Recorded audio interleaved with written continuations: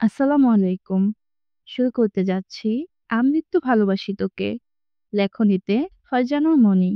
Season ৩ পর্ব ৮৮। ওদের গাড়িটা ঢাকা থেকে মাওয়া রোডে এগোচ্ছে। রাস্তার দুপাশে লাইটের ঝাপটা।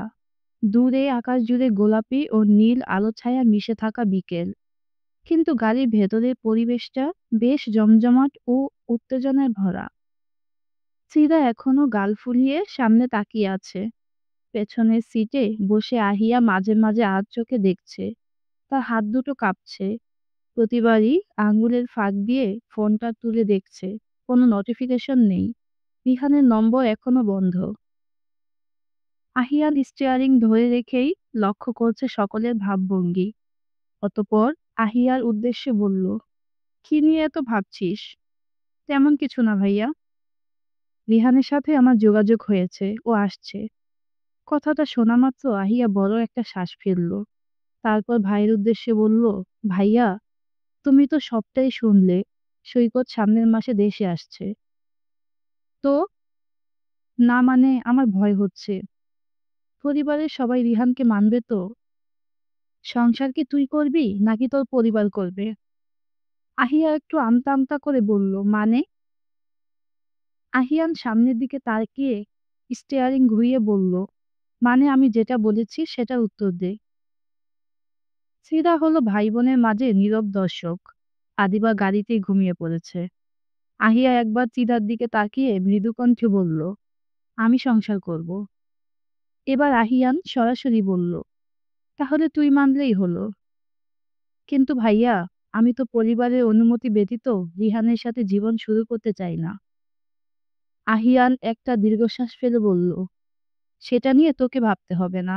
বাকিটা রিহানকে ভাবতে দে। মাওয়া ঘাট পৌঁছাতে পৌঁছাতে চারদিকে সন্ধ্যা ঘনিয়ে এসেছে। পদ্মার ধারে পৌঁছাতেই বাতাস যেন এক ধাক্কায় সকলের সব টেনশন উড়িয়ে দিল। নদীর জলে সন্ধ্যার নরম কমলা রং ছায়া ফেলছে। দূরে পদ্মা সেতুর বিশাল লাইনটা আকাশ ছুঁয়ে দাঁড়িয়ে আছে। আহিয়া আদিবাকে ঘুম থেকে জাগালো।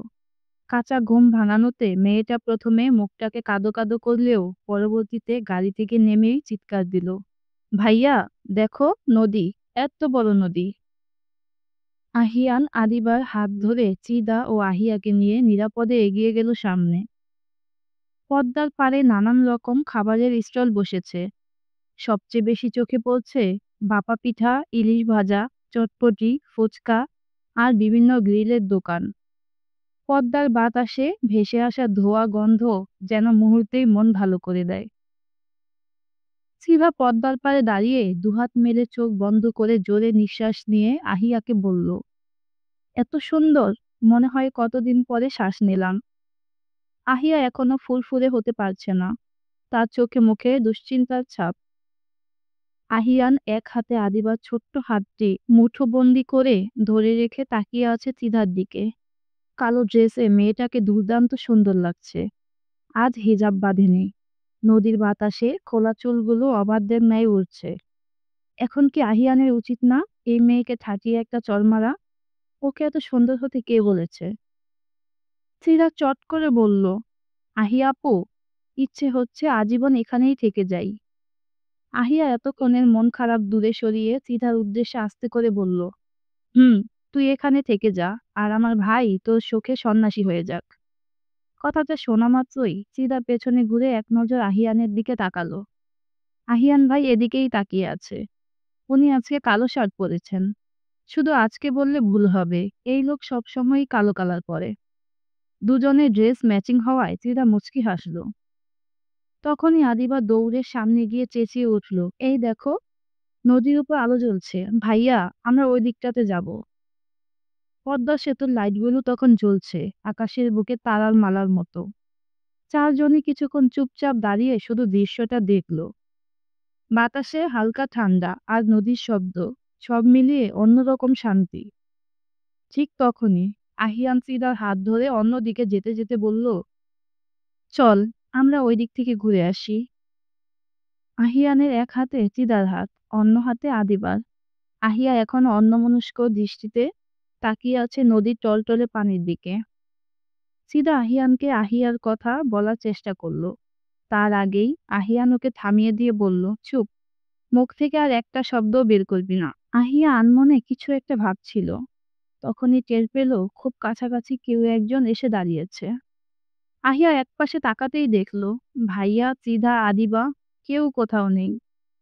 তারপর অন্য পাশে তাকাতেই দেখল রিহান নদীর দিকে তাকিয়ে চুপচাপ দাঁড়িয়ে আছে।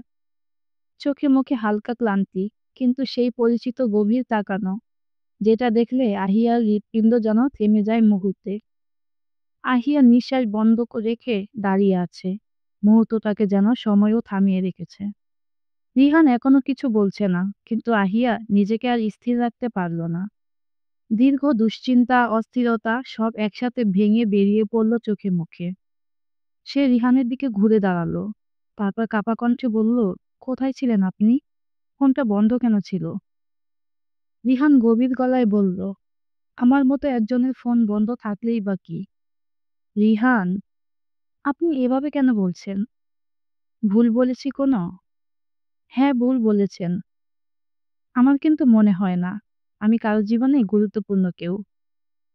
আহিয়া অসহায় দৃষ্টিতে কিছুক্ষণ ফেল করে তাকিয়ে রইল। তারপর আচমকা রিহানকে শক্ত করে জড়িয়ে ধরে ফুঁপিয়ে কেঁদে উঠল। ভাঙা ভাঙা কণ্ঠে বলল, I am sorry Rihan, sorry for everything. আমি আপনাকে মানসিকভাবে কোনো প্রেশার দিতে চাইনি। বিশ্বাস করুন, আপনি তখন বিজনেস নিয়ে অনেক টেনশনে ছিলেন, তাই টেনশন আর বাড়াতে চাইনি। কিন্তু আহিয়া দীর্ঘ কথা শুনেও রিহান এখনো চুপচাপ স্থির হয়ে দাঁড়িয়ে আছে। আহিয়াকে ধরেনি পর্যন্ত। সেটা দেখে আহিয়া সোজা হয়ে দাঁড়িয়ে দুহাতে রিহানের গাল আঁকড়ে ধরে বলল, এই রিহান, এই, সরি বলেছি তো। রিহান এখনো কোনো প্রতিক্রিয়া দেখালো না, শান্ত দৃষ্টিতে চুপচাপ চেয়ে আছে। আহিয়া আবারও বলল, আপনি আমার সাথে কথা বলবেন না তো? আপনি এমন করলে কিন্তু আমি ফ্যামিলির কথায় সত্যি সত্যি সৈকতকে বিয়ে করে নেব। রিহানের মেজাজ এবার প্রচন্ড গরম হলো। আচমকা শক্ত হাতে আহিয়ার গলা চেপে ধরল। তারপর রাগান্বিত কণ্ঠে বলল, তোকে কি আমি বেশি ভালোবেসে ফেলেছি আহিয়া? তোর প্রতি আমি বেশি অন্ধ হয়ে গিয়েছিলাম মনে হয়। তাই তো আমার থেকে কথা লুকানো শিখেছিস। আর আমি বুঝতেই পারিনি তুই আমায় রেখে অন্য কাউকে বিয়ে করার পরিকল্পনা সাজাচ্ছিলি। আমাকে ধোঁকা দেওয়ার চেষ্টাও করিস না। আমি তোকে সত্যি মেরে দিব। রিহানের শক্ত হাতের থাবায় আহিয়ার চোখে মুখে যেন রক্ত উঠে আসছে। রিহান মেয়েটার গলা ছেড়ে দিয়ে দু হাতে মুখ ঢেকে বড় বড় কয়েকটা নিঃশ্বাস নিয়ে নিজেকে স্থির করার চেষ্টা করলো।